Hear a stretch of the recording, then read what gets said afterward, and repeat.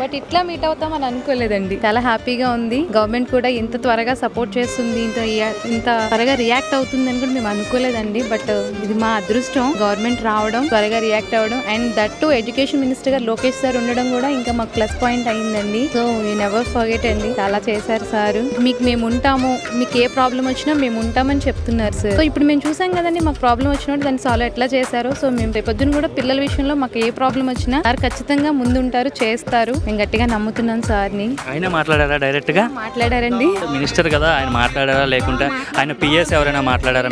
Direct గా ఆయనే మాట్లాడారు. అండ్ డౌన్ టు ఎర్త్ ఉంటున్నారు సార్. చూస్తున్నాం కూడా మేము ప్రతి విషయంలో కూడా చాలా, దట్ మీన్స్ ఒక మినిస్టర్ లా కాకుండా జస్ట్ మా ఇంట్లో ఒక ఫ్యామిలీ మెంబర్ ఎట్లా మాట్లాడతారో మాతో అట్లా మాట్లాడుతున్నారు ఆయన కూడా. ఆయన ఒక మాజీ సీఎం మనవడు అండ్ సీఎం కొడుకు కదా. లేదండి, అసలు ఆ గర్వం మెయిన్ సార్కి గర్వం లేదండి. సో అందుకే ఏ ప్రాబ్లం అయినా కానీ తన సొంత ప్రాబ్లం తీసుకుని దాన్ని సాల్వ్ చేస్తున్నారు